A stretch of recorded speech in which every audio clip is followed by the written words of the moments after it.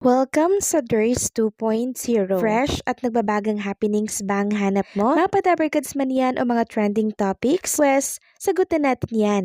Kaya naman isubscribe nyo na ang ating channel para sa mga nagbabagang balita everyday. So ayun, welcome back again sa ating YouTube channel mga kadabarkads, and for today's video ang pag-uusapan natin ay ang mga pangyayari po sa loob at sa labas ng Itbulaga. And simulan natin ito sa pinost ng MediaQuest Ventures na kung saan ginulat po ang lahat dahil dito sa pinost nila tungkol sa pelikula po ni Bossing Vic Sotto na kung saan ay makikita po dito sa MOA Arena. Itong pagkalaki-laki po na picture ni Bossing Vic Sotto para po sa The Kingdom. Sabi nga po dito ng MediaQuest Ventures, na mayagpag na ang bandila ng kalayaan sa iconic MOA Globe. Isang maagang pagbati mula sa ating pinakamamahal na Lakan. Ayan po, ang laki po ng picture ni Bossing Vic Sotto na siyang umiikot-ikot dito sa MOA Globe. So possible na ito po ay bahagi ng isang promotion para po sa The Kingdom, nang sa ganon ay mas marami pong makaalam na kababayan natin na merong ganito kagandang pelikula na mapapanood po by December 25. Kaya naman inaanyayahan ko po ang lahat ng Dabarkads na suportahan po natin ang The Kingdom ni Bossing Vic Sotto by December 25, 2024. So magandang bonding po ito kasama ang ating family. Dahil nga po dito sa pinost ng MediaQuest Ventures, mas marami pong na-excite dito po sa pelikula ni Bossing Vic Sotto. Samantalang pag-usapan naman natin itong nangyari po sa party po ng mga kadabarkads natin nitong nakaraan, na kung saan di ba kasama po ay si Tito Sotto, si Jose Manalo, sila Miles, si Karen, and yung iba pa pong mga staff ng Itbulaga. So meron po palang nangyari dito na iyakan. Si Mayor Jose Manalo po ay emosyonal sa naging party na ito habang niyayaka po siya nitong si Miles Ocampo. So marami po ang nagtatanong na bakit po kaya ganon? Ano po ang nangyari? At gano'n na lamang po nila i-comport si Jose Manalo nung oras na yon. So siguro po merong problema itong si Jose Manalo na na-share dito po sa mga kadabarkads natin habang sila po ay umiinom or nagkakasiyahan. Kaya gano'n na lamang siya i-comport nila Miles Ocampo habang siya po ay niyayakap. So napanood ko po yung video and talagang nakita ko yung pagpunas ng kamay ni Jose Manalo sa kanyang mga luha na pumapatak po sa kanyang pisngi. So ito po yung mahirap na part mga kadabarkads no, sa isang comedian. Ang alam lang natin ay masaya sila sa harap ng camera, pero pag nakatalikod na po sila hindi natin alam kung ano po yung pinagdadaanan po nilang problema. Kasi hindi natin alam. Kasi ang alam lang natin, nagpapasaya sila, masaya sila sa harap ng camera.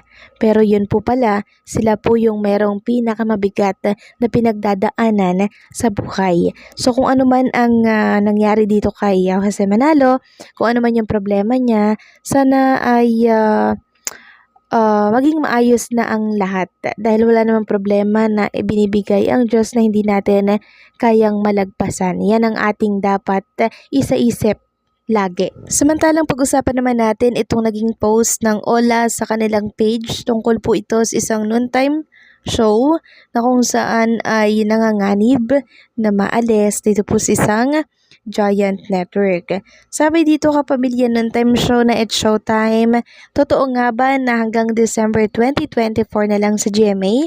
Ito ang hakahakang kumakalat nito pang mga nakaraang buwan.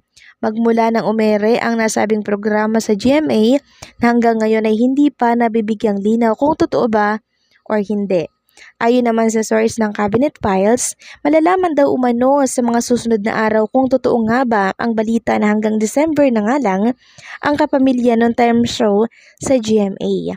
Maglalabas daw ng pahayag ang GMA tungkol dito. Isa pa sa i-anunsyo ay ang pagiging noontime show na raw ng Kapuso program na TikTok Lock na itatapat sa It's Showtime at Itbulaga ng Kapuso Network sa darating na Enero 2025.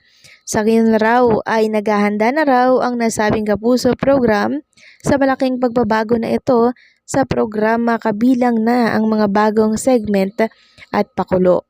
Samantalang, kung matuloy na gagawing noontime show ang TikTok Lock, ibig sabihin ay hindi totoo ang balitang kinakalat ng ibang page na ang noontime show na gagawin ng Tape Inc.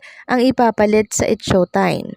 Ang Tape Inc. ang may gawa sa tahanang pinakamasaya na pinalitan ng It's Showtime sa GMA. Kung magiging totoo man nga ang haka-haka, patuloy pa rin namang mapapanood ang It's Showtime sa Kapamilya Channel A to Z, Kapamilya Online Live at sa All TV na ikinagulat rin noon ng marami kung bakit enere ng Kapamilya Noontime Show doon gayong umere sila sa GMA at sa JTV. So parang sinecure lamang po ng It's Showtime siguro yung kanilang pwesto kung sakaling hindi na sila i-renew ng GMA sa naturang network. Kasi napaisip din po ang marami doon bakit meron pa daw na All TV kayong meron naman silang GMA network. And isa pa dito po kayo magtatanong, bakit maglalabas pa po ng statement itong GMA network para saan?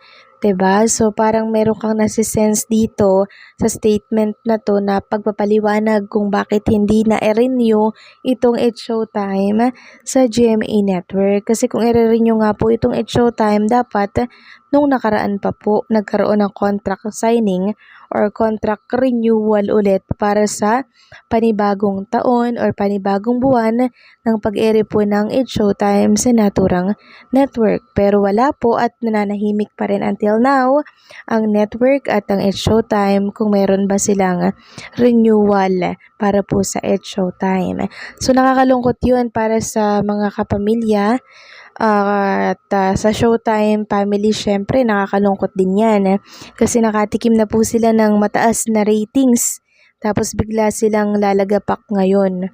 So masakit yon sa part ng It's Showtime syempre kung magkatotoo man nga po itong mga haka-haka at mga bali-balitang kumakalat sa mundo po ng social media. At pag yun ay nangyari, siguradong Itbulaga po muli ang maghahari pagdating sa ratings. Kasi sa single channel pa lamang po nila sa TV5, nakakuha po sila ng 4.0 and 4 point something. And I don't think so kung makukuha po yan ng TikTok Lock kahit na nasa malaking network sila at maraming station.